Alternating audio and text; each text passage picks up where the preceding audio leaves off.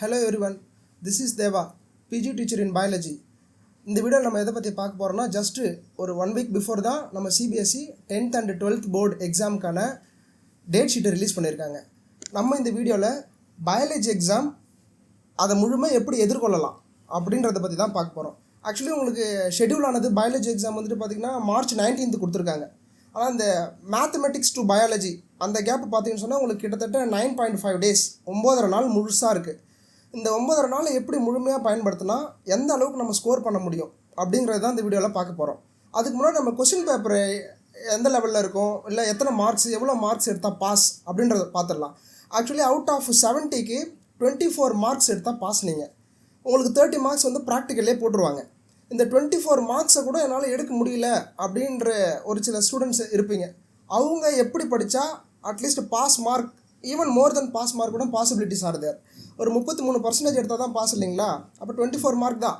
அந்த 24 மட்டும் இல்லாமல் மோர் தென் 24 பண்ணலாம் சார். ஆனால் நான் ஈஸியாக படிக்கணும் சார், எனக்கு மொத்தம் ஸ்டார்ட் பண்ணுறதுக்கே ஒரு 60 days. ஆனால் அந்த 60 daysக்குமே என்னால் பயாலஜியில் செலவு பண்ண முடியாது. ஸோ இப்போ ஃபஸ்ட்டு கொஸ்டின் பேப்பர் பேட்டர்னை பார்த்துடலாம். அப்புறம் எப்படி படித்தா மினிமம் பாஸ், அப்புறம் அபவ் ஆவரேஜ், அப்புறம் அப் டு சென்டம், அதை பார்த்துடலாம். ஸோ கொஸ்டின் பேப்பர் பேட்டர்ன் பார்த்தீங்கன்னு சொன்னாக்கா உங்களுக்கு 5 பிரிச்சிருப்பாங்க. செக்ஷன் ஏல 16 1 marks இருக்கும். அந்த 16 1 marksல 12 1 marks வந்து பார்த்தீங்கன்னு சொன்னால் சூஸ் த பெஸ்ட் ஆன்சர். மீது 4 1 mark வந்துட்டு அசர்ஷன் அண்ட் ரீசனில் இருக்கும். அதேமாதிரி 5 2 marks இருக்கும். 5 2s are 10 mark. 7 3 marks இருக்கும். 7 3s are 21 ஆச்சு. 2 case based question number 29 and 30. It is the case based question. அந்த கேஸ் பேஸ்டு கொஸ்டினை படிச்சுட்டு அது வந்து பேஸ் பண்ணி எதை பேஸ் பண்ணியிருக்குன்னு பார்த்தீங்கன்னு சொன்னால் அனாலிட்டிக்கல் ஸ்கில்ஸ். அவங்க ஒரு பேராகிராஃப் கொடுத்துருவாங்க. அந்த பேராகிராஃபை படித்து பார்த்துட்டு ரிகார்டிங் அதுக்கு சம்மந்தமான கொஸ்டின்ஸ் தான் இருக்கும் உங்களுக்கு. அந்த கொஸ்டின்ஸை படித்து பார்த்தா நீங்கள் ஆன்சர் பண்ண போகிறீங்க. ஃபைனலாக இருக்கிறது 31 32 33rd கொஸ்டின். இது மூணுமே 5 mark. ஈஸியாக பாஸ் பண்ணணும்னு நினைக்கிறவங்க இதில் தாங்க விஷயமே இருக்குது. மொத்தம் பார்த்தீங்கன்னா 3 5 markல எய்தர் ஆர் டைப் கொடுத்துருவாங்க. ஃபார் எக்ஸாம்பிள் 31st ஒரு கொஸ்டின் கொடுக்குறாங்கன்னு சொன்னாக்கா ஆர் கொடுத்துட்டு இன்னொன்று கொடுப்பாங்க. இங்கே ஆஸ் யூஸ்வலாக பார்த்தீங்கன்னு சொன்னால் மொத்தமாக ஒரு 6 5 mark கொடுத்துட்டு எனி 3 எழுதுங்க அப்படி கேட்க மாட்டாங்க. எய்தர் ஆர் டைப் தான் கிளியராக கொடுத்துருப்பாங்க. அப்போ கண்டிப்பாக நீங்கள் ஒன்று சூஸ் பண்ணால் ஒன்று கண்டிப்பாக அதில் விடுற மாதிரி தான் இருக்கும். சரிங்களா? இப்போது எப்படி படிப்படியாக படிக்க ஆரம்பிக்கலாம் அப்படிங்கிறத பார்த்துடலாம். இன்னும் ஒரு 60 days இருக்குன்னு ஆல்ரெடி நம்ம இப்போ தான் இன்ட்ரோடக்ஷனில் சொல்லியிருந்தோம். உங்களுக்குமே நல்லா தெரியும், கணக்கு போட்டு வச்சுருப்பீங்க எந்தெந்த எக்ஸாமுக்கு எத்தனை நாள் எப்படி படிக்கலாம் அப்படின்னு சொல்லிட்டு. இப்போ நம்ம இது 3 கேட்டகரியாக பிரிக்க போகிறோம். நான் முன்னாடியே சொல்ல மாதிரி ரொம்ப ஃபிசிக்ஸ் கெமிஸ்ட்ரி கூட some person can do well. ஆனால் இப்போது பயாலஜியில் ரொம்ப ஈஸி நினச்சிட்டே கடைசி வரைக்கும் படிக்காமல் இருந்திருப்போம். சடனாக எக்ஸாம் நியர்பை வந்துடும். அப்போது ஈஸி எப்படி சார் பாஸ் பண்ணுறது அப்படின்னு கஷ்டப்பட்டுருப்போம். இப்போ அதில் அந்த கேட்டகரியில் எப்படின்னு சொன்னாக்கா எத்தனை சாப்டர் படித்தா ஈஸியாக பாஸ் பண்ணலாம்? 4 சாப்டர் போதும் சார். எந்தெந்த சாப்டர் சார்? அதுக்கும் வரலாம். ஃபார் எக்ஸாம்பிள் இப்போ நம்ம கொஸ்டின் பேப்பர் பேட்டர்ன் படி பின்னாடி இருந்து வரும் 5 markலேருந்து வரும். 5 markல பார்த்தீங்கன்னு சொன்னாக்கா உங்களுக்கு ஒரு 3 5 mark கேட்குறாங்க. அதில் மினிமம் ஒரு 4 சாப்டர் படித்தாலே நீங்கள் 2 5 mark ஈஸியாக அட்டன் பண்ணிடலாம். அப்போ ஈஸியாக பாஸ் பண்ணணும்னு நினைக்கிறவங்களுக்கு எந்தெந்த சாப்டர் படிக்கலாம்? ஃபஸ்ட்டு 2 சாப்டர் எடுப்போமா? ஃபஸ்ட்டு 2 சாப்டர் என்னென்னது? Sexual reproduction in plants and then human reproduction. இந்த ரெண்டுத்துலேயுமே நீங்கள் 5 mark படிச்சிங்கன்னு சொன்னால் எய்தர் ஆர் டைப் போகும்போது சார் இந்த ரெண்டுமே எப்படி சார் நான் ஈஸியாக படிக்க தானே சார் கேட்குறேன், இந்த ரெண்டுத்தையுமே நான் ஃபுல்லாக கோத்ரூ பண்ணணுமா? அப்படி பண்ணாக்கா சம்டைம்ஸ் இட் இஸ் ஈஸியர். ஆனால் சில நேரங்களில் ஒர்க் பர்டன் கொஞ்சம் ஜாஸ்தி இருக்கும். நீங்கள் என்ன பண்ணுறீங்கன்னு சொன்னாக்கா இந்த ரெண்டில் ஏதாவது ஒரு சாப்டர் நல்லா ப்ரிப்பேர் பண்ணிக்கோங்க. கண்டிப்பாக ஹியூமன் ரீப்ரொடக்ஷன்லேருந்து ஒரு 5 mark வந்துடும். And then sexual reproduction in பிளான்ஸ்லேருந்து ஒரு 5 mark வந்துடும். இது சப்போஸ் எய்தர் ஆர் டைப் வந்துடுச்சுன்னா அங்கே கொஞ்சம் டேஞ்சர். ஒன்று சார் நான் 2 5 markமே தெரியும், ஆனால் எனக்கு 31st கொஸ்டின்லேயே இருக்குது சார், அது ஏதாவது ஒன்று தான் அட்டன் பண்ண முடியும். சரி பரவாயில்ல, அது ஒன்று அட்டன் பண்ணிக்கலாம். உங்களை 4 சாப்டர் படித்து ஈஸியாக பாஸ் பண்ணலாம்னு சொல்லியிருந்தேன் இல்லையா? இது வரைக்கும் படிக்காமல் இருக்குங்க. இந்த 2 சாப்டர் முழுசாக படிச்சிங்கன்னா ஒரு 5 mark வந்துடும் உங்களுக்கு. மீதி இன்னொரு 5 mark. இதுவாவது பரவாயில்ல, நம்ம 2 சாப்டர் படித்து ஒரு 5 mark தான் எழுத போகிறோம். ஆனால் மாலிகுலார் பேசிஸ் ஆஃப் இன்ஹெரிட்டன்ஸ் ஒரு சாப்டர் இருக்குது பாருங்கள், அது 5th சாப்டர். இப்போது இந்த வருஷம் அது 5th chapter. Last year it was the 6th chapter. Definitely அதில் வந்து ஒரு 5 mark கட்டாயம் இருக்கும். நீங்கள் 2 சாப்டர் ஆப்ஷனுக்கே அங்கே போக வேண்டியது இருக்காது. ஒன்லி ஒரே ஒரு சாப்டர் மட்டும் படிங்க. முழுசாக படிச்சிங்கன்னா அதில் ஃபுல்லாக ஒரு 5 mark கம்பல்சரி வந்துடும். நீங்கள் வேறு ஆப்ஷனுக்கே அது போக வேண்டாம். அப்போது முதல் 2 சாப்டரில் இருந்துட்டு பார்த்தீங்கன்னு சொன்னால் ஒரு 5 mark, 6th சாப்டர்லேருந்து பார்த்தீங்கன்னு சொன்னாக்கா அங்கே ஒரு 5 mark வந்துடுச்சு. இப்போ இன்னும் ஒரு 5 mark நான் எழுதணும். எங்கே படிக்கலாம் சார்? நான் ஈஸியாக பாஸ் பண்ண தானே, எனக்கு 2 5 mark போதும். இருந்தாலுமே பரவாயில்ல, இதையும் தெரிஞ்சுக்கோங்க. ஏன்னா ஈகாலஜி இட்ஸ் குவைட் ஈஸியர் இல்லையா? அதனால் சாப்டர் நம்பர் 13, 14 அண்ட் 15 இந்த மூணுத்தில் பெரும்பாலும் 5 மார்க் எதுக்கு இம்பார்ட்டன்ஸ் கொடுக்குறாங்கன்னு சொன்னால் 13th சாப்டருக்கு கொடுப்பாங்க. அதில் தான் சம் எக்ஸ்போனென்ஷியல் க்ரோத், அந்த லாஜிஸ்டிக் க்ரோத், அந்த மாதிரியான கொஸ்டின்ஸ் எல்லாம் இருக்காங்க. ஸோ அது மட்டும் இல்லாமல் ப்ரிடேட்டர்ஸ் என்ன, காம்படிஷன் என்ன, அந்த டாபிக்ஸ் எல்லாம் பார்த்தீங்கன்னு சொன்னால் கொஞ்சம் ஸ்டோரி பேஸ்டு ரிலேட்டடில் போகும். அதை லைன் பை லைன் தான் படித்தாகணும், வேறு வழி இல்லை. இப்படி படிச்சிங்கன்னா 3 5 மார்க்குமே ஈஸியாக அட்டன் பண்ணலாம். மொத்தம் 4 சாப்டர் சொல்லியிருந்தேன்னா ஃபஸ்ட்டு 2 சாப்டர் சொல்லியிருந்தேன், molecular basis of inheritance, and finally அந்த 13th chapter organisms and population. இதில் இருந்தால் உங்களுக்கு பெரும்பாலும் கொஸ்டின்ஸ் வரதுக்கான சான்சஸ் அதிகம். மீதி 3 வந்திருந்தால் கூட நம்ம என்ன பண்ணிக்கலாம்னா ஆப்ஷனில் அதை ஒமிட் பண்ணிடலாம். அது நமக்கு வேண்டாம்னு சொல்லிட்டு நம்ம எது பொறுத்து 3 5 மார்க் தான், இதுலேயே உங்களுக்கு 5 மார்க் கிடச்சிடும். அடுத்ததாக இப்போ 3 5 மார்க்கு 3 5 சார் 15 சார், ஆனால் நான் முழுசாக எழுத முடியல, நான் 15 மார்க்குமே எனக்கு வரல அப்படின்னும்போது எனக்கு ஒரு கொஸ்டின்ஸுக்கு ஒரு 3.5 ஒரு 4 வருதுன்னே வச்சுக்கோமே. அப்போ 3 கொஸ்டின்ஸுக்கும் பார்த்தீங்கன்னு சொன்னாக்கா ஒரு 12 மார்க்ஸ் அப்படின்னே வச்சுக்குவோம். நமக்கு இன்னும் 12 மார்க்ஸ் தான் வேணும். அப்போ நம்ம எப்படி போகலாம் அப்படின்னு சொன்னால் 10th சாப்டர் பார்த்தீங்கன்னு சொன்னாக்கா இட்ஸ் ஒன்லி ஒரு 4 பேஜஸ் தான் இருக்கும். அந்த 4 பேஜஸில் இருக்கக்கூடியதில் கண்டிப்பாக ஒரு 2 மார்க் மாட்டோம். எப்படி அந்த கண்டிப்பாக ஒரு 2 மார்க் மாட்டோம், எந்த இடத்துல இருந்து படித்தா அந்த 2 மார்க் நம்ம அட்டன் பண்ணலாம் அப்படின்னு சொன்னாக்கா அதில் ஒரு பைனாமியல் நேம்ஸ்லாம் கொடுத்துருப்பாங்க. இந்த lactobacillus bacteria, and then cyclosporin A அப்படின்னு ஒரு காம்பனண்ட் கொடுத்துருப்பாங்க. அப்புறம் ப்ரோபியோனோ பாக்டீரியம் ஷார்மனி அப்படின்னு ஒரு பாக்டீரியம், ஸ்விஸ் சீஸ்ன்னு சொல்லுவாங்க, அந்த பேர் கொடுத்துருப்பாங்க. அது மட்டும் இல்லாமல் செகண்டரி ட்ரீட்மெண்ட், ஆக்டிவேட்டட் ஸ்லட்ஜ்னா என்ன, ஃப்ளாக்ஸ்னா என்ன, பயோ ரியாக்டர்ஸ். ஆக்சுவலி நிறைய பேர் நினச்சிட்டு இருப்போம் பயோ ரியாக்டர்ஸ் டெலிட்டட் தான். அக்கார்டிங் டு த சிபிஎஸ்சி அந்த சிலபஸ் படி பார்த்தீங்கன்னா டெலிட்டட் தான். பட் இருந்தாலுமே அந்த ஒரு சாப்டரில் அந்த ஒரே ஒரு டயக்ராம் இருக்கிறது மட்டும் டெலிட்டடாக இருக்கிறதுனால சம்டைம்ஸ் ஒரு கவர்மெண்ட் பேஸ்டு ஸ்கூல்ஸில் இப்போ லேட்டஸ்ட் அனாலிசிஸில் பார்த்தது அந்த கொஸ்டின் கேட்டிருக்காங்க. லாஸ்ட் இயர் கூட ஒரு கொஸ்டின் அந்த மாதிரி வந்துருந்துச்சு. புக்லே இல்லை சார் அந்த டாபிக் அப்படின்னு சொல்லிட்டு ஒரு கொஸ்டின் கேட்டிருப்போம். அதை நான் லேட்டர் வீடியோவில் என்ன கொஸ்டின் சொல்கிறேன். அந்த மாதிரி டெலிட்டட் போர்ஷன்ஸ் வராது நம்ம சொல்ல முடியாது. ஃபார் எக்ஸாம்பிள் ஒரு சாப்டர் ஃபுல்லாகவே டெலிட் ஆகிடுச்சுன்னா அதை நம்ம விட்டுடலாம், ஒன்றும் பிரச்சனை இல்லை. இது இருக்கிறதே 4 பேஜஸ் லெசன் தான். இந்த 4 பேஜஸ் லெசன்லேயே அவங்களுக்கு ஒரு டயக்ராம் மட்டும் டெலிட் பண்ணி கொடுத்துருக்காங்கன்னா அதுலேருந்து கேட்குறதுக்கான சான்சஸும் இருக்குது. இப்போது கவர்மெண்ட்டு சென்ட்ரல் ஸ்கூல்லேயே அந்த கொஸ்டின் கேட்டிருக்காங்க ப்ரீ போர்டு எக்ஸாம்ஸில். ஸோ அதனால் அதையுமே விட்டுறாதீங்க. ஸோ இதில் ஏற்கனவே ஒரு 12 மார்க்ஸ் ஆச்சு. இப்போ இதில் ஒரு 2 மார்க் கண்டிப்பாக கிடச்சிரும். டெஃபினெட்லி 2 மார்க், அதில் எந்த விதமான சந்தேகமும் கூட. நான் சொன்ன டாபிக் எடுத்தாலே அந்த ஃபார் எக்ஸாம்பிள் இந்த பாக்டீரியா நேம், ஃபங்கை நேம், அதில் what are the uses of that, அதை மட்டும் நீங்கள் படிச்சிங்கனாலே ஒரு 2 மார்க் கிடச்சிரும். அப்போது 12 + 2 14 மார்க் ஆச்சு. இன்னும் 10 மார்க் தான் வேணும். டேரெக்டாக கம் டு தி எங்கள் 3 மார்க்ஸ் வந்துடலாம். 7 3 மார்க்ஸ் இருக்கு இல்லையா? 3 மார்க்கில் ஏற்கனவே சொன்ன மாதிரி நான் மாலிகுலர் பேசிஸ் ஆஃப் இன்ஹெரிட்டன்ஸில் ஒரு 5 மார்க் கன்ஃபார்மாக வரும்னு சொல்லியாச்சு. இப்போ அதுலேயே இன்னொரு 3 மார்க்கும் கம்பல்சரியாக வரும். ஏன்னா அந்த சாப்டரே கிட்டத்தட்ட ஒரு மோர் தென் 35 பேஜஸ் இருக்கும். 35 to 40 பேஜஸ் கிட்ட வந்துடும். அந்த சாப்டரில் இன்னொரு 3 மார்க்குமே வரும். அது என்னென்ன 3 மார்க்குன்னு சொல்லிட்டு அடுத்தடுத்த வீடியோவில் நான் உங்களுக்கு சொல்கிறேன். ஸோ அந்த 3 மார்க் பார்த்தீங்கன்னு சொன்னால் அதில் கொஞ்சம் டஃப் காம்படிஷன் தான் இருக்கும். அதில் எந்தெந்த கொஷின்ஸு நம்ம விட்டுறலாம், எந்தெந்த கொஷின்ஸ் நம்ம படிக்கலாம் அப்படின்ற மாதிரி ஒரு பேசிஸில் தான் இருப்பீங்க. But there is no way. நீங்கள் ஒரு 4 சாப்டர் தான் படிக்கணும், ஆனால் பாஸ் பண்ணணும் போது அதை படித்து தான் ஆகணும், வேறு வழி இல்லை. அந்த ஒரு சாப்டர் நம்மளுக்கு ப்ளஸ் ஒரு 5 மார்க்கு ப்ளஸ் ஒரு 3 மார்க், இதுவே 8 மார்க் ஆச்சு இல்லைங்களா? அதனால தான் சொல்கிறேன் அதில் ஒரு 3 மார்க் வந்துடும். ஸோ ஆல்ரெடி நமக்கு ஒரு 12 + 2 14, 14 + 3 15 மார்க் ஆச்சு. இன்னும் நம்மளுக்கு தேவையானது ஒரு 9 மார்க்ஸ் மட்டும்தான்.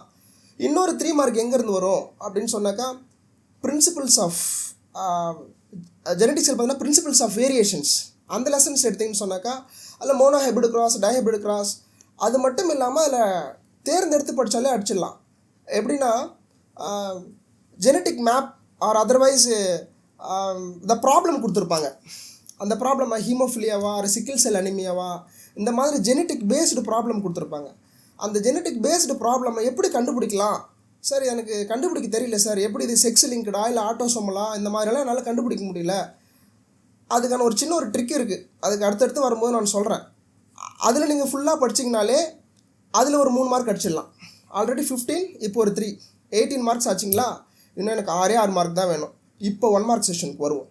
1 மார்க் செஷனில் பார்த்தீங்கன்னு சொன்னாக்கா உங்களுக்கு பேசிக்காக என்சிஆர்டி பேஸ் பண்ணி படிச்சிங்கனாலே அவுட் ஆஃப் 16க்கு ஒரு 5 1 மார்க்ஸ் அதில் கவர் ஆகும். டெஃபினெட்லி கவர் ஆகும். 5 to 6 கூட கவர் ஆகலாம். நமக்கு தேவையானது இன்னும் 6 மார்க்ஸ் தான். 18 மார்க்ஸ் வந்தாச்சு, இன்னும் 6 மார்க் தான். அதில் என்சிஆர்டி பேஸ்டு நீங்கள் லைன் பை லைன் தான் போய் அங்கே வேறு வழி இல்லை. 1 மார்க்லாம் முன்னாடி மாதிரிலாம் யாரும் directly what is mean by அப்படின்னு சொல்லிட்டு 4 ஆப்ஷன் கொடுத்து இப்படி அட்டன் பண்ணுங்க அப்படின்னு கேட்குறதில்ல. அவங்க எப்படின்னா கேஸை கொடுத்துட்றாங்க. அந்த கேஸில் எதெல்லாம் கரெக்டு அப்படின்னு சொல்லிட்டு அதுக்கு ஒரு ஆப்ஷனை கொடுத்துறாங்க ஏபிசிடின்னு. ஃபார் எக்ஸாம்பிள் ஒரு 4 கேஸ் கொடுத்துருவாங்க.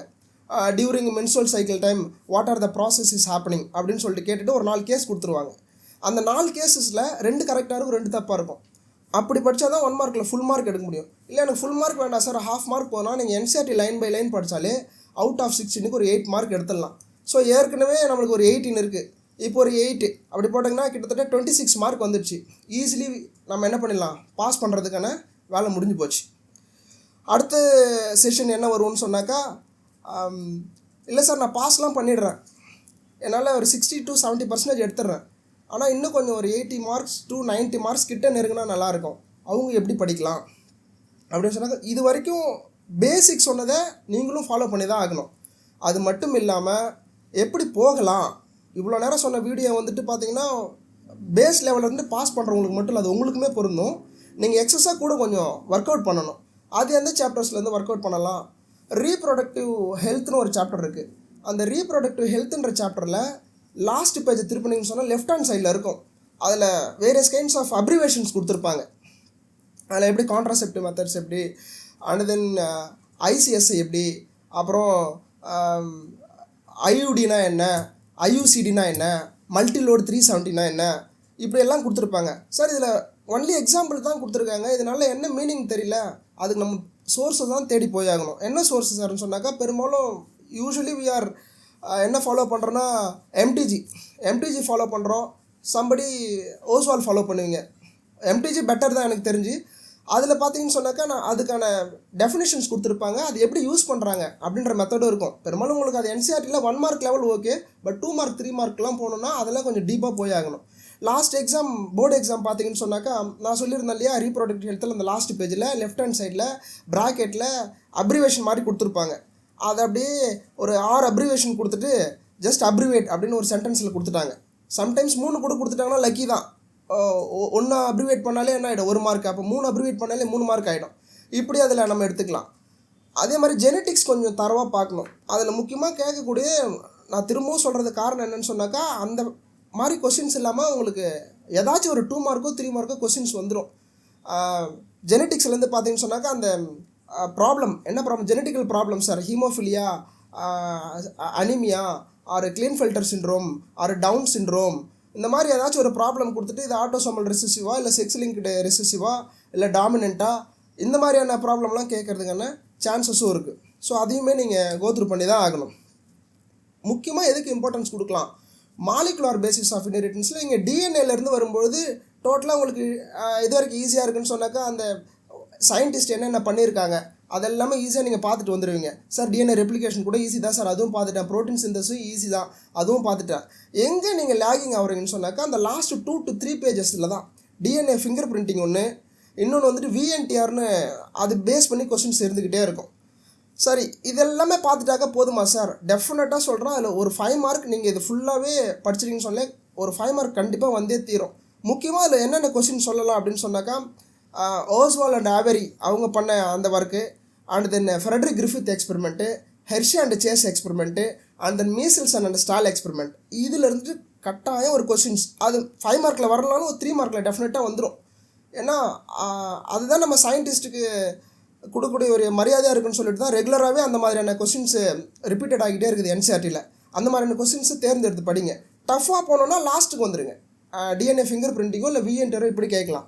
இது முடிச்சிட்டிங்கன்னு சொன்னாக்கா, முக்கியமான 2 சாப்டர் விட்டுட்டுமே சார், முன்னாடி சொன்ன அந்த ஃபஸ்ட்டு செஷனில் இல்லையா சார் அப்படின்னு சொன்னாக்கா, அவங்களுக்கு அது வேண்டியதில்லை. ஏன்னா அவங்க என்ன பண்ணுறாங்கன்னா, பேசிக் இருந்தால் பாஸ் பண்ணிடலாம் அப்படின்ற மாதிரி தான் போயிருந்தோம். இப்போ நீங்கள் எதை படிக்கணும் அப்படின்னு சொன்னாக்கா, பயோடெக்னாலஜி இருந்தோம். பயோடெக்னாலஜியில் ஏன் சார் பயோடெக்னாலஜி அவ்வளோ இம்பார்ட்டண்ட்னா, இன்றைக்கி இருக்கக்கூடிய ஃபீல்டில் biotechnology plays the major role தான். ஏன்னா அதனால் நமக்கு நிறைய யூசஸ் இருக்குது. நம்ம மெடிசின் எடுக்கிறோம், அண்ட் தென் மில்க் ப்ராடக்ட்ஸ் எடுக்கிறோம். அது மட்டும் இல்லாமல் வேரியஸ் கைண்ட்ஸ் ஆஃப் நம்ம செகண்டரி மெட்டாபலைட்ஸ்னு சொல்லுவோம், அதெல்லாமே நம்ம டிரைவ் பண்ணுறோம். இப்போ நீங்கள் பயோடெக்னாலஜி எடுத்திங்கன்னு பார்த்தோன்னா அதில் முக்கியமாக என்ன படிக்கலாம், கண்டிப்பாக ஜெல் எலக்ட்ரோஃபோரசிஸ் நீங்கள் படித்தே ஆகணும். ஏன்னா அது ரெகுலராக அதில் 3 மார்க்கோ இல்லை 2 மார்க்கோ கண்டினியூவாக ரிப்பீட் ஆகிட்டே இருக்குது. அந்த டயக்ராம் போட்டிருப்பாங்க இல்லையா, டிஎன்ஏ எப்படி டிரான்ஸ்போர்ட் ஆகுன்னு சொல்லிட்டு நெகட்டிவ்ல இருந்துட்டு பாசிட்டிவ் நோக்கி போகும். அந்த கொஷின்ஸை கண்டிப்பாக பார்த்துருங்க. அது மட்டும் இல்லாமல் ஹோஸ்ட் காம்பிட்டன்ட் அப்படின்னு ஒரு கொஷின் இருக்கும். அந்த கொஷின் பார்க்கணுமா? டெஃபினெட்லி பார்க்கணும். அப்புறம் இன்செஷனல் இன்ஆக்டிவேஷன் அந்த கொஷின் பார்க்கணுமா? எஸ், அதை பார்த்து தான் ஆகணும். முக்கியமாக டயக்ராம் எப்படி சார் அந்த பேஸ் பண்ண கொஷின்ஸ் ஒன்று சொல்லுங்களேன்னாக்கா, கண்ணை மூடிக்கிட்டு நீங்கள் எழுதலாம். PBR 322ன்னு ஒரு வெக்டார். ஒரு வெக்டார்னால் என்ன, அந்த வெக்டாரோட டயக்ராம் எப்படி இருக்கும், அந்த வெக்டாரை அதனால் என்ன யூஸு, அதை எந்தெந்த பாக்டீரியாவிலேருந்து அதை எடுக்கிறாங்க, எந்தெந்த ஆர்கானிசம்லேருந்து டிரைவ் பண்ணுறாங்க, யார் கண்டுபிடிச்சா, எல்லாமே NCERTல இருக்குது. அது ஒரே ஒரு பேஜ் தான் இருக்கும். அது கொஞ்சம் தரவாக பார்த்துக்கோங்க. இந்த டாப்பிக்கெல்லாம் பார்த்தாச்சு. அடுத்ததாக 12th சாப்டருக்கு வரும். அப்ளிகேஷன்ஸ் இன் பயோடெக்னாலஜியில். அப்ளிகேஷன்ஸ் இன் பயோடெக்னாலஜி இருக்கிறது 4 பேஜ் தான். ஆனால் அதில் 40 பேஜுக்கு ஈக்குவலான இன்ஃபர்மேஷன் இருக்கும். முக்கியமாக ஒரு இன்ஃபர்மேஷன் சொல்கிறேன் பாருங்களேன். இப்போ லேட்டஸ்ட் டெக்னாலஜி என்னன்னு சொன்னாக்கா, RNA இன்டர்ஃபரன்ஸ். RNIன்றது ஷார்ட்டாக கொடுத்துருப்பாங்க, ஐன்றது ஸ்மால் லெட்டரில் கொடுத்துருப்பாங்க. RNA interference. இந்த RNA இன்டர்ஃபரன்ஸ் என்ன மெக்கானிசம் சிம்பிளாக கேட்டாக்கா, அது ஒரு டிஃபென்ஸ் மெக்கானிசம். அதில் half of the life cycle உங்கள் எங்கே நடக்கும்னு சொன்னாக்கா பிளான்ட்ஸ்லேயும், மீதி half of the life cycle வந்துட்டு பார்த்தீங்கன்னா அனிமல்ஸ்லேயும் நடக்கும். ஸோ இது எப்படி பிளான்ட்ஸ் வந்துட்டு டிசீஸ் நெமட்டோட்லேருந்து எப்படி எஸ்கேப் ஆகுது, அது எப்படி டிஃபென்ஸ் பண்ணுது அப்படிங்கிறத எக்ஸ்பிளைன் பண்ணக்கூடிய ஒரு கொஷின் தான் அது. ஆனால் அது ஒரு 4 லைனில் தான் NCERTல கொடுத்துருப்பாங்க. நீங்கள் அதுக்கு கண்டிப்பாக சோர்ஸ் தேடி போய் தான் ஆகணும். அதே மாதிரி அதில் க்ரைஜின்னு ஒரு டாபிக் சும்மா ஒரு 2 கொடுத்துருப்பான். Cry 2AB, Cry 2AC இப்படின்னு 2 கொடுத்துருப்பான். அதுவும் இல்லாமல் காட்டன் பால்வாம்ஸ், இப்படிப்பட்ட கொஷின்ஸ் கேட்குறாங்க. இது வந்து அந்த சாப்டர் 2ஆக பிரித்தோம்னா இது ஃபஸ்ட்டு ஹாஃபில் போயிடும். செகண்ட் ஹாஃப் பாருங்கள், அதில் எப்படி பாலிபெப்டைட் செயின் ஃபார்ம் ஆகுது, அப்புறம் அதில் இன்னொரு ஒன் மோர் கொஸ்டின், அதில் α1 ஆன்டிட்ரிப்சின் இது எப்படி ப்ரொடியூஸ் பண்ணுறாங்க. அப்புறம் அதில் கவ் பேஸ்டு கொஸ்டின்ஸ், ரோசி கவுன்னு ஒரு கொஸ்டின் இருக்கும். அந்த கொஸ்டின்லாம் நீங்கள் எப்போவுமே தயாராக இருக்கணும். யாரெல்லாம் ஆல்ரெடி நான் 60 to 70% படிச்சிருக்கிறேன் அப்படின்னு சொல்கிறீங்களோ, நீங்களாம் அந்த கொஸ்டின்ஸ் எப்போவுமே தயாராக இருக்கணும். அந்த ரோசி, அந்த கவ், அந்த கொஸ்டின்ஸ் வந்துட்டாலே அதில் எவ்வளோ மில்க்கு, அந்த எவ்வளோ அமௌண்ட் ஆஃப் ப்ரோட்டீன் இருக்குது, இப்படியெல்லாம் உங்களுக்கு எக்ஸ்பிளைன் பண்ண தெரிஞ்சிருக்கணும். ஸோ அதுலேருந்து நீங்கள் இன்டீரியர்லேருந்து கேட்டாலுமே கூட நீங்கள் ஈஸியாக ஆன்சர் பண்ணிடலாம். சரிங்க சார், நான் இப்போ இதெல்லாம் படிச்சுட்டு வந்துட்டேன். ஈகாலஜி எனக்கு படிக்க ரொம்ப டிலே, ஏன்னா அது தியரிட்டிக்கலாக போகும். பார்க்க ஈஸி மாதிரி தெரியும், ஆனால் it is not too easy. எப்போ அது ஈஸியாக இருக்காதுன்னு சொன்னாக்கா, கொஞ்சம் இன்டீரியரில் போயிட்டு ட்விஸ்ட் பண்ணி கேட்பாங்க.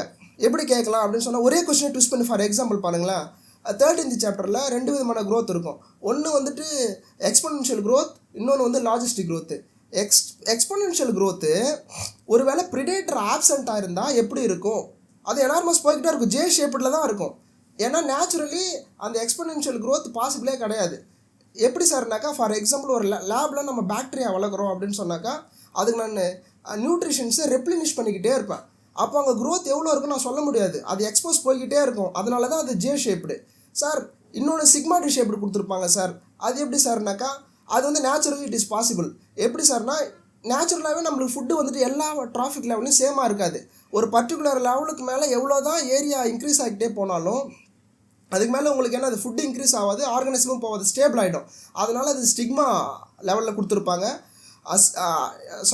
சிக்மாய்டு கர்வ் அப்படின்னு சொல்லியிருப்பாங்க. அதில் வந்து பார்த்திங்கன்னா ஒரு சின்னதாக ஒரு டெரிவேஷன் மாதிரி ஈக்குவேஷன் கொடுத்துருப்பாங்க, அதை கொஞ்சம் பார்த்துக்கோங்க. அது மட்டும் இல்லாமல் பாப்புலேஷன் டென்சிட்டி, அதுலேருந்து ஒரு சில கொஸ்டின்ஸும் வருது. அதில் கொஞ்சம் இன்டீரியரில் கால்குலேஷன் படியும் கேட்கலாம். இந்த கொஸ்டின்ஸ் எல்லாம் பார்த்துக்குங்க. அது மட்டும் இல்லாமல் 15th சாப்டர் வந்தீங்கன்னு சொன்னாக்கா 14th வரும், வெயிட் பண்ணுங்கள். 15th சாப்டரில் ஏன் அது முக்கியமாக சொல்கிறேன்னா, அது டேட்டா பேஸ்டு. அதில் எக்கச்சக்கமான நம்பர்ஸ் கொடுத்துருப்பாங்க. இந்த மாதிரி 28,000 of birds, 3,000 types of species of fishes, அது மட்டும் இல்லாமல் பை சார்ட்னு கொடுத்துருப்பாங்க. அதில் ஃபிஷ்ஷஸ்ஸு, அனிமல்ஸு, பேர்ட்ஸு, அது மட்டும் இல்லாமல் பிளான்ட்ஸில் ஃபங்கை, பிரியோஃபைட்ஸு, ஆல்கே, டெரிடோஃபைட்ஸு, ஆஞ்சியோஸ்பம்ஸு, இதெல்லாமே பை சார்ட்டு ஒரு 3-4 பை சார்ட்டு கொடுத்துருப்பாங்க. அந்த பை சார்ட்டை கொடுத்துட்டு கூட according to this pie chart யார் எவ்வளோ இடத்த ஆக்குபை பண்ணியிருக்காங்க அது கேட்கலாம். அதிலே பார்த்தீங்கன்னா அலெக்சாண்டர் வான் ஹம்புல்ட்னு ஒரு சயின்டிஸ்ட்டு ஈக்கலாஜிக்கலி அவர் ஒரு சவுத் அமெரிக்கன் ஜங்கிள்ஸில் ஒரு ரிசர்ச் பண்ணியிருப்பார். அதை பேஸ் பண்ணி அவர் ஒரு கிராஃப் போட்டிருப்பாங்க. அதை கொஞ்சம் நல்லா பாருங்கள். அதில் எஸ்பெஷலாக போகும்போது ஃப்ரூஜிவோரஸ் அனிமல்ஸ் ஃப்ரூஜிவோரஸ் பேர்ட்ஸு அதனுடைய ஸ்டீப்பர் ஸ்லோப் எவ்வளோன்னு கேட்பாங்க. 1.15 அப்படின்னு நம்ம சொல்லலாம். அந்த கொஸ்டின் பாருங்கள். அதுலேயே இனிஷியல் லெவல்லே பார்த்தீங்கன்னு சொன்னாக்கா இந்த ராவல்ஃபே ஒமிட்டோரியா அந்த பிளான்ட் பற்றி கொடுத்துருப்பாங்க. அது மட்டும் இல்லாமல் எவில் குவாட்ரண்ட் குவாட்ரண்ட்னா இது 4. அப்போ 4 டைப்ஸ் ஆஃப் என்னென்ன அந்த டாபிக்ஸ் வந்தாக்கா நம்ம டெஸ்ட்ராய் பண்ணுறோம் அப்படின்னு கொடுத்துருப்பாங்க. இந்த மாதிரியான கொஸ்டின்ஸ் கொஞ்சம் தேடி பிடிச்சி போடுங்க.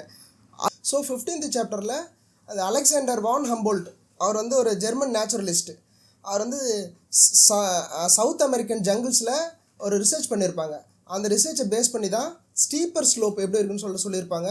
அதில் ஃப்ரூஜிவோரஸ் பேர்ட்ஸ் அதனுடைய வேல்யூ ஸ்டீப்பர் எவ்வளோ இருக்குன்னு கொஸ்டின் நிறைய தடவை கேட்டிருக்காங்க. 1.15 நல்லா ஞாபகம் வச்சுக்கோங்க. ஜஸ்ட் அந்த கிராஃபுக்கு கீழேயே உங்கள் புக்கில் லெஃப்ட் ஹேண்ட் சைடில் இருக்கும் அந்த கிராஃபு. அந்த கிராஃபுக்கு கீழே அதனோட வேல்யூவும் கொடுத்துருப்பாங்க. அது கொஞ்சம் கோத்ரூ பண்ணிக்கோங்க. அது மட்டும் இல்லாமல் ரிவிட் பாப்பட் ஹைப்போதசிஸ்னு ஒன்று கொடுத்துருப்பாங்க. அது எதை பேஸ் பண்ணியிருக்குன்னா, இப்போ ஒரு பிளெயினில் வந்துட்டு நம்ம ஒரு ஸ்க்ரூ எடுத்துட்டோம்னா அதனால் பிளெயின் எதனா கிராஷ் ஆகுமா அப்படின்னு ஒரு கொஷின் இருக்கும். அது புக்லேயே கொடுத்துருப்பாங்க. அந்த மாதிரி தான். அதனால் எந்த யூஸஸும் கிடையாது. இப்போ அதில் இருக்கக்கூடிய ஒவ்வொரு பேசஞ்சரையும் ஒவ்வொரு ஸ்க்ரூவாக கனெக்ட் எடுக்கும்பொழுது அந்த பிளெயின் என்ன ஆகும்?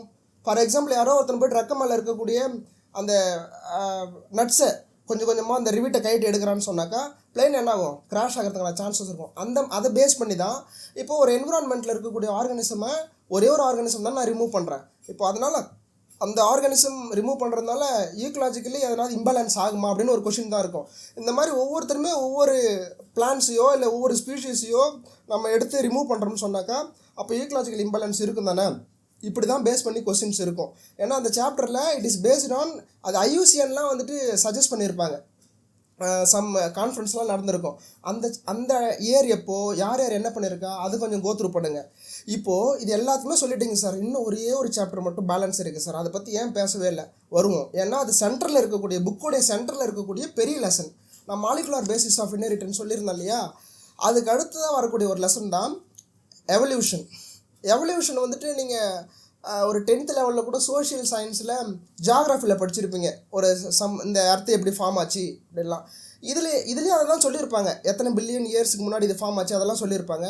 இதில் அந்த செகண்ட் பேஜ்லேயே பார்த்தீங்கன்னு சொன்னாக்கா லெசன் ஸ்டார்ட் ஆகி செகண்ட் பேஜ் திருப்பினீங்கன்னு சொன்னாக்கா அதில் ஒரு சில சயின்டிஸ்ட் ஒரு சில எக்ஸ்பெரிமெண்ட் பண்ணியிருப்பாங்க. அதில் எக்ஸ்பெரிமெண்ட் பண்ணும்பொழுது அதில் என்னென்ன கேஸ் ஃபார்ம் ஆச்சு, அந்த மீத்தேன், நைட்ரஜன், அமோனியா, இந்த மாதிரியா அது ஆர்டிஃபிஷியலாக ஒரு சயின்டிஸ்ட் பண்ணியிருப்பார். அது யாரும் நீங்கள் கண்டுபிடிங்க. எல்லாத்தையுமே நானே சொல்ல முடியாது இல்லையா. ஜஸ்ட் யூ ஆல்சோ கோத்ரூ பண்ணிக்கோங்க. அது முடிச்சுட்டு அப்படியே திருப்பினீங்க சொன்னால் அதில் முக்கியமான ஒரு டாபிக் ஒன்று வருது. ரெகுலராக ரிப்பீட்டட் ஆகிட்டே இருக்குது சார். அது என்ன கொஸ்டின்? ஒன்று வந்து ஹாடி-வெயின்பெர்க் ஈக்குலிபிரியம். மேத்தமெட்டிக்ஸ் படிச்சிருப்பீங்க, A+B² படிச்சிருப்பீங்க இல்லையா. அதை பேஸ் பண்ணின ஒரு ஃபார்முலா போட்டு அந்த ஹாடி-வெயின்பெர்க் ஈக்குலிபிரியம் அந்த ஒரு கொஸ்டின் கேட்குறாங்க. அப்புறம் அடாப்டிவ் ரேடியேஷன், அதில் அந்த ஆஸ்திரேலியன் மார்சுபியல்ஸ் பற்றிலாம் சொல்லியிருப்பாங்க. அது எங்கன்னா ஆஸ்திரேலியாவில் மட்டும்தான் ஒரு சில மார்சுபியல்ஸ் இருக்கும், எல்லா இடத்துலையும் இருக்காது. ஈவன் அந்த புக்லேயே பார்த்தீங்கன்னா 2 types ஆஃப் மார்சுபியல்ஸ் போட்டிருப்பாங்க டயக்ராம். அதையும் கோத்ரூ பண்ணுங்கள். ஏன்னா எப்படி கேட்டாலும் நம்ம எழுதலாம், இது கேட்டாலும் எழுதலாம், இல்லை ஆஸ்திரேலியன் மார்சுபியல்ஸ் பற்றி கேட்டாலும் எழுதலாம். அது மட்டும் இல்லாமல் ஹோமோலோகஸ் அனலோகஸ் ஆர்கன், இந்த கொஸ்டின் தான் ரொம்ப முக்கியம். அதில் எது டைவர்ஜென்ட் எது கன்வர்ஜென்ட். இப்போ ஃபார் எக்ஸாம்பிள் எப்படி ஒரே ஆர்கன் வந்துட்டு மல்டிபிள் ஒர்க்கை பண்ணலாம், இல்லை மல்டிபிள் ஆர்கன்ஸ் சேர்ந்து ஒரே ஒர்க்கை பண்ணலாம். இப்படியான வேரியேஷன்ஸ் கொடுத்துருப்பாங்க. அது அனிமல்ஸில் மட்டும் பார்க்காதீங்க, பிளான்ட்ஸ்லையுமே கொடுத்துருப்பாங்க. ஃபார் எக்ஸாம்பிள் குக்குர்பிட்டா, அந்த பொகன்வில்லியா, இந்த மாதிரியான பிளான்ட்ஸ் நேமும் கொடுத்துருப்பாங்க. அது கொஞ்சம் கோத்ரூ பண்ணுங்கள். ஃபைனலாக அந்த லாஸ்ட் சாப்டர் அந்த எவல்யூஷன்லேயே லாஸ்ட் பேஜ் எடுத்திங்கன்னு சொன்னாக்கா ஹியூமன் எவல்யூஷன் ஒரு டாபிக் இருக்கும். கம்பல்சரி அதை மெமரைஸ் ஆகுது பண்ணிக்கோங்க. பிகாஸ் அது சார் அது கான்செப்ட் ஓரியன்ட் இல்லையா சார், கான்செப்ட் ஓரியன்ட் இல்லாததுனால தான் நான் மெமரி பண்ண சொல்கிறேன். பிகாஸ் அதில் ஹியூமன் எவல்யூஷன் எங்கேருந்து முதல்ல ஹியூமன் வந்துட்டு எவால்வ் ஆனாங்க, எந்த இயரு, பிரெயினுடைய சிசி என்ன, இதெல்லாமே அதில் கொடுத்துருப்பாங்க. அதில் எந்தெந்த ஏரியா கொஞ்சம் நல்லா பார்த்துக்கோங்க. பிரெயின் சிசி பாருங்கள், அவங்க என்ன ஃபுட்டு எடுத்துக்கிட்டாங்க அது பாருங்கள். இதுக்கு முன்னாடியே அந்த ஜுராசிக் பீரியடில், டிவோனியன் பீரியட்ஸில் டெரிடோஃபைட்ஸ் எப்போ, பிரியோஃபைட்ஸ் எப்போ, ஜுராசிக் பார்க் எப்போ ஃபார்ம் ஆச்சு இப்படின்ற டீட்டெயில்ஸ்லாம் கொடுத்துருப்பாங்க. இந்த டீட்டெயில்ஸ்லாம் கோத்ரூ பண்ணிங்கன்னா நீங்கள் எங்கே வரலாம் அப்படின்னு சொன்னால், நான் ஆல்ரெடி சொல்லியிருந்தேன் இல்லையா 60 to 70% பார்த்துருக்கேன் சார், நான் அரௌண்ட் 90 வரணும். இப்போ ஃபைனலாக எங்கே வரேன்னு சொன்னாக்கா சென்டம் ட்ரையர்ஸ் இருப்பாங்க.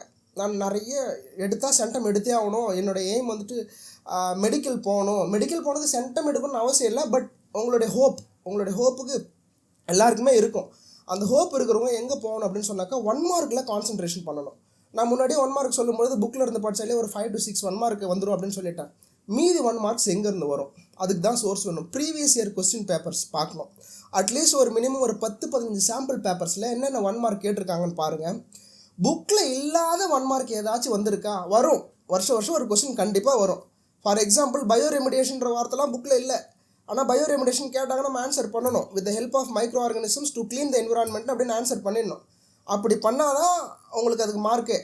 ஸோ இந்த மாதிரியாக நீங்கள் ஒரு கான்செப்டையும் ஒவ்வொரு வேர்டுக்கும் மீனிங் கண்டுபிடிச்சி படிச்சிங்கன்னா 1 மார்க்லேயே கூட உங்களால் என்ன பண்ண முடியும், ஃபுல் மார்க். சென்டம் சார் 99 வந்துடுச்சு இல்லை 98 வந்துடுச்சு, சென்டம் ஏன் போச்சுன்னு சொன்னால் 1 மார்க்கில் போயிருக்கும்.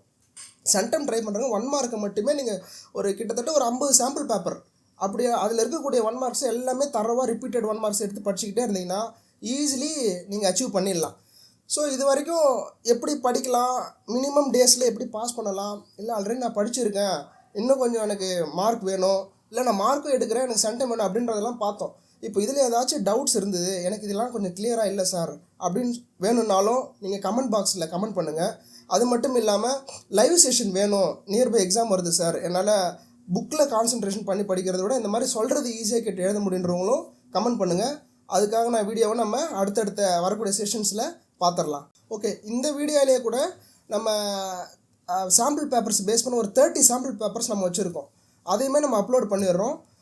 அப்லோட் பண்ணதுக்கப்புறம் நீங்கள் டவுன்லோட் பண்ணி பாருங்கள். அது ரிகார்டிங் அதில் ஏதாவது டவுட்ஸ் இருந்தாலுமே கூட நீங்கள் கமெண்ட் செஷனில் தெரிவிக்கலாம். அது அடுத்தடுத்த வரக்கூடிய செஷன்ஸில் உங்களுக்கு நான் கிளாரிஃபை பண்ணுறேன். தேங்க்யூ.